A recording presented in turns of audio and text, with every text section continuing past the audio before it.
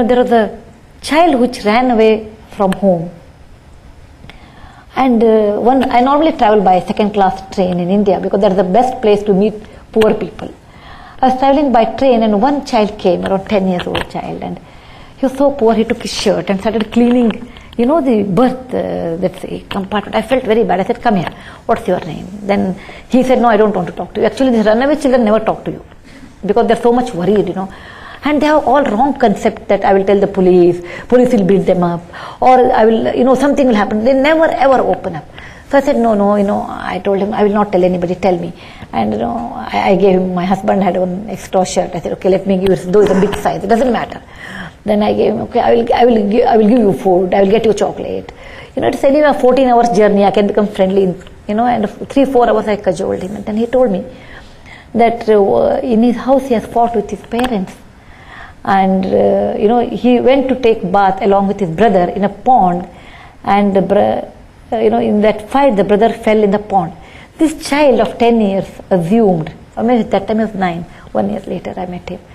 This brother has died. Okay, he said, my brother drowned and he must have died. Father will come to know, he will beat me up, so I ran away from home. I said, how do you know he has died? He said, no, I know, because my brother did not know swimming, etc. I'm so scared. I said, fine, that's fine. You should not react to them immediately. I said, where do you stay? Then, there's a place, these children travel without ticket 200 kilometers a day.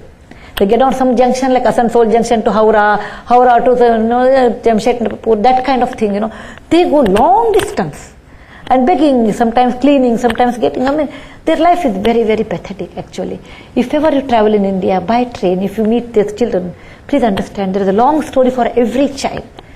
So I told him, okay, I said his junction came and he got down and he told me he stays near waiting room. They don't have any house to stay, they eat there and all. I said, fine.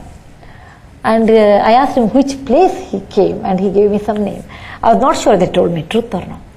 Then anyway, I was going to that area. As soon as I got down from my destination place, I told my person who came with me, you go and find out in that basti or that hutment, is there any lady by the name Ellamma whose son has ran away.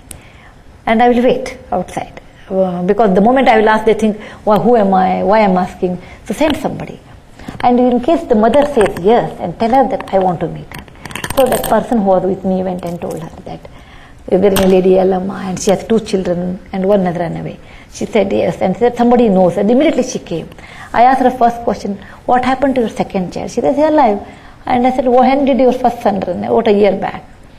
So, does your second child fell in a pond? She said yes, it fell. But somebody picked him up and he came, everything was all right. Then I told her, I know where your son is there, and will you come? And they were so poor. She said, you tell me anything I will do for my son, but I want to meet him. I don't know where he is. The way she started crying, it's so difficult to console. They were very poor.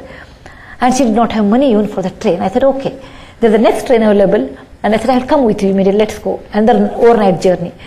The person who came with me said, ma'am, you can't go, you have come for some function, people are waiting. I said, no, my talk doesn't mean much, it doesn't matter.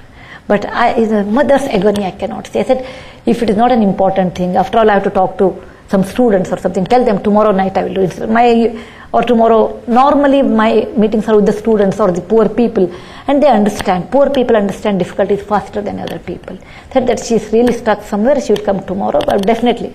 Immediately I took a train, I went with her, and this boy was there. And when the mother met boy, her child, I did not have a photo, camera actually. Even the camera would fail. The kind of happiness both of them showed. And she told me, I'm ever grateful to you. You brought this child. I said, no, I did not. It happened that way. And I continued with them, my friendship with them.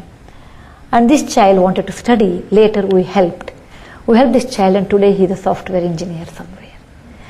And what I'm telling you this story is that one small assumption that his brother is dead.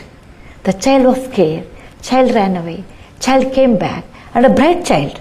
Around 1 year he spent on the railway platform cleaning the berths and begging, and the child studied later and did very well.